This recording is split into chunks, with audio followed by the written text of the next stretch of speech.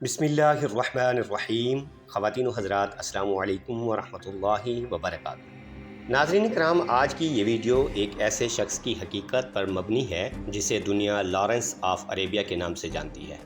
ایک ایسا جاسوس جو نہ صرف عرب دنیا میں فساد کا سبب بنا بلکہ ہندوستان کی سر زمین پر بھی آیا اور یہاں کے مسلمانوں کے عقیدے، معاشرت اور سادہ لوہی کو اپنی مکاریوں کا نشانہ بنایا۔ لیکن حیرت کی بات یہ ہے کہ کچھ تاریخی واقعات ایسے بھی ہیں جن میں اس کی چالاکیوں کا پردہ فاش ہوا اور اسے اپنے ہی منصوبے ادھورے چھوڑ کر واپس بھاگنا پڑا۔ ناظرین کرام، لارنس آف عربیہ، جس کا اصل نام تھامس ایڈورڈ لارنس تھا، 1888 میں برطانیہ کے شہر ویلز میں پیدا ہوا اور آکسفورڈ یونیورسٹی سے تعلیم حاصل کرنے کے بعد وہ مشرق وسطیٰ کی تاریخ، جغرافیہ اور آثار قدیمہ میں دلچسپی لینے لگا۔ یہی دلچسپی اسے برطانوی انٹیلیجنس سے جوڑنے کا ذریعہ بنی۔ پہلی جنگ عظیم کے دوران اسے سلطنت عثمانیہ کے خلاف عرب قبائل کو بغاوت پر اکسانے کے لیے بھیجا گیا۔ وہ مسلمان بن کر، عربی لباس پہن کر، عربی بول کر اور خود کو ان کا مخلص دوست ظاہر کر کے ان کے اعتماد میں آیا، مگر دراصل وہ برطانیہ کے اس خفیہ منصوبے کا حصہ تھا جس کا مقصد خلافت عثمانیہ کو توڑ کر عرب دنیا کو چھوٹے چھوٹے حصوں میں بانٹنا تھا۔ لارنس نے عربوں سے آزادی کے جھوٹے وعدے کیے، جبکہ در پردہ برطانیہ اور فرانس پہلے ہی سائکس پیکو معاہدے کے ذریعے عرب علاقوں کی بندر بانٹ طے کر چکے تھے۔ ناظرین، یہ تو سب نے سنا ہے کہ لارنس عرب دنیا میں جاسوس بن کر گھوما اور عرب قبائل کو خلافت عثمانیہ کے خلاف لڑنے پر آمادہ کیا، لیکن کم لوگ جانتے ہیں کہ وہ برِ صغیر، خاص طور پر لاہور میں بھی ایک خفیہ مشن پر آیا تھا۔ اس وقت لاہور نہ صرف برِ صغیر کا ثقافتی اور علمی مرکز تھا بلکہ مسلمان دانشوروں، علماء اور صوفیاء کا مضبوط گڑھ بھی سمجھا جاتا تھا۔ خلافت عثمانیہ کے ساتھ جذباتی وابستگی رکھنے والے مسلمانوں میں خلافت کے حق میں بیداری کی فضا تیزی سے پھیل رہی تھی۔ برطانوی حکومت کو خدشہ تھا کہ اگر لاہور جیسے شہروں سے خلافت کے لیے کوئی بڑی تحریک اٹھی تو وہ برِ صغیر میں ان کی حکومت کے لیے شدید خطرہ بن سکتی ہے۔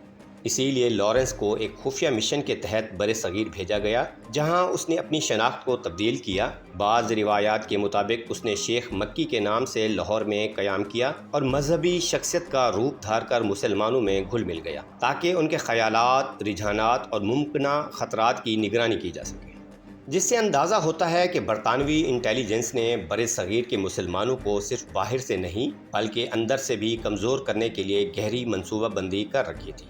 اس دوران لارنس، جو اس وقت خود کو شیخ داؤد یا بعض روایات کے مطابق شیخ مکی کہتا تھا، لاہور کے ایک بااثر کشمیری خاندان کی بیٹی بیگم اکبر جہاں سے نکاح کر چکا تھا۔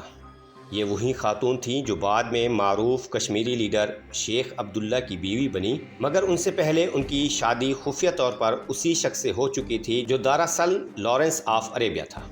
شادی کے بعد وہ بظاہر ایک نہایت دیندار، سادہ مزاج اور عبادت گزار شخص بن کر رہتا تھا۔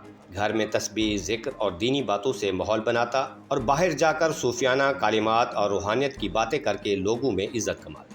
اس کی گفتگو، لباس اور انداز اتنی مؤثر تھے کہ کوئی بھی اسے شک کی نگاہ سے نہیں دیکھتا تھا، مگر ایک دن ایسا واقعہ پیش آیا جس نے سب کچھ بدل کر رکھ دیا۔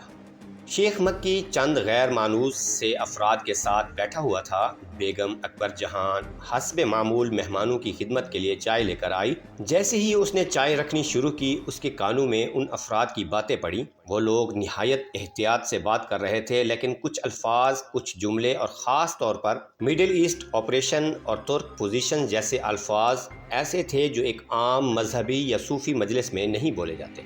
بیگم کے دل میں شک پیدا ہوا، مگر اس نے خاموشی اختیار کی۔ اسی شک نے اسے اندر ہی اندر بے چین رکھا۔ اگلے دن جب وہ گھر میں اکیلی تھی تو اس نے شیخ مکی کے کمرے کے وہ دراز کھولی جسے ہمیشہ مقفل رکھا جاتا تھا۔ دراز میں موجود چیزیں دیکھ کر وہ دنگ رہ گئیں۔ اندر کچھ کاغذات تھے جن پر انگریزی میں کچھ خفیہ نقشے اور کوڈنگ الفاظ درج تھے، کچھ مہر بند خطوط، اور سب سے حیرت انگیز چیز ایک چھوٹا سا ڈبہ تھا جس میں برطانوی پرچم کا ایک بیج، ایک سلیب کی زنجیر اور ایک پستول چھپا ہوا تھا۔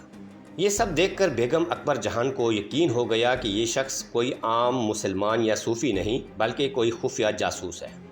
اس نے وہ سب چیزیں فوراً واپس رکھ دیں اور جب شیخ مکی گھر آیا تو اس سے براہ راست سوال کیا۔ پہلے تو وہ ٹال مٹول کرتا رہا، لیکن جب بیگم نے دراز کا ذکر کیا تو وہ ساری چیزیں گن کر بتائیں تو لارنس نے جھوٹ کے پردے ہٹا دیے۔ اس نے تسلیم کیا کہ وہ مسلمان نہیں بلکہ برطانوی حکومت کا ایک اہلکار ہے اور اس کی یہاں موجودگی کا مقصد ایک خاص مشن ہے جس پر وہ کام کر رہا ہے۔ بیگم اکبر جہاں کے لیے یہ انکشاف قیامت سے کم نہ تھا، اس نے فوراً اپنے والد کو اطلاع دی۔ جب والد نے سارا معاملہ سنا تو انہیں شدید غصہ آیا اور انہوں نے اسے طلاق دینے کا کہا، مگر لارنس نے طلاق دینے سے انکار کر دیا۔ اس کے بعد بیگم کے والد لاہور کے ایک مشہور پہلوان کے پاس گئے جس کا نام گاما پہلوان تھا۔ گاما پہلوان ایک سچا عاشق رسول تھا۔ جب اسے ساری صورتحال کا پتہ چلا تو انہوں نے چند اور پہلوانوں کے ساتھ جا کر لارنس کو پکڑا اور اسے داتا دربار کے سامنے ایک درخت پر الٹا لٹکا دیا۔ اسے سخت زد و کوب کیا حتیٰ کہ وہ مجبور ہو کر طلاق دینے پر آمادہ ہو گیا۔